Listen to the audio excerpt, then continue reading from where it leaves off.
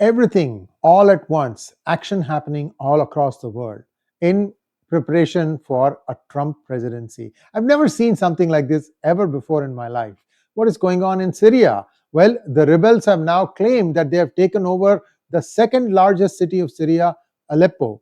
To talk about this, who is backing them, who is backing the other side, that is Bashar Assad, and where do things stand, I would like to show you a small slide deck. A request to all of you to please like this video, and if you have not already subscribed to our channel, kindly do so. Here we go. Syria situation is getting weirder.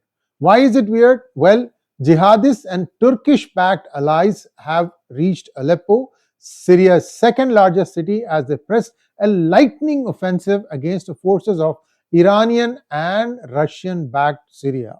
So on the one side, you have Turkish-backed rebel forces. On the other side, you have Iran and Russia-backed Syria forces. Who is the leader here? The Islamic group Hayat Tahrir al-Sham, HTS. Rebels initiated a major offensive resulting in the capture of 5 neighborhoods in Aleppo and severing of the strategic M5 highway. When you sever a highway, that essentially makes it very difficult for the other side to bring in reinforcement, including food. How is this going to play out? We will know in the days and weeks to come. HTS used suicide bombings with car bombs to breach defenses in neighborhoods like Al-Hamdaniya and New Aleppo.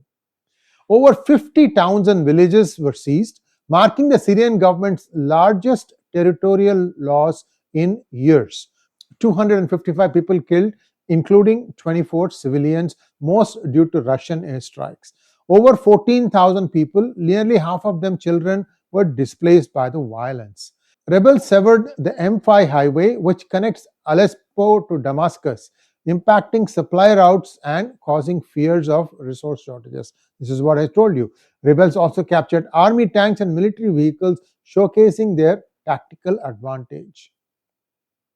Now, Syria is not keeping quiet. They are counterattacking, and residents are now reporting continuous shelling, fears of displacement, and concerns over rising fuel prices and that of food. HTS shelled a student residence, killing 4 civilians. So this is now becoming more of a control game. Government forces face significant defeats despite Russian air support. This is very important. Russia and Iran reaffirmed support for the Syrian government. Rebels operated with Turkish backing and used a coordinated joint operations command. The attack pushed key forces of the Syrian government away from Aleppo, and this could be difficult for them to regain. That's what people are saying on the ground. The severed route cuts off Iran's supply lanes to Hezbollah. This is the important thing. The whole idea here appears to be to try and prevent Iran's supplies from reaching Hezbollah. That also has been cut. That is a huge impact because the regional dynamics will change because of that. Analysts suggest the offensive aimed to forestall a potential Syrian government campaign in the region. Let's say that Bashar Assad was planning on doing a campaign to try and take back the entire country.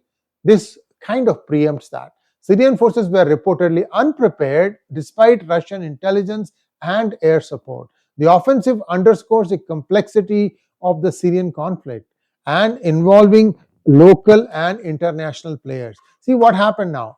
If Iran is unable to get its supply to Hezbollah, then that could be a problem for Hezbollah. Huge problem, as a matter of fact. Does it mean that Israel now is trying to not only make sure that the ceasefire will stay firm, but that the Hezbollah has fewer ways in which it can regroup? This is the important thing. Somewhere Israel is playing a larger game. As to how it convinced Turkey to support the rebels, I have no clue. Interesting times ahead. Thanks for watching. Please like, share, and subscribe to our channel. Don't forget to click on the bell button for notifications. Namaskar.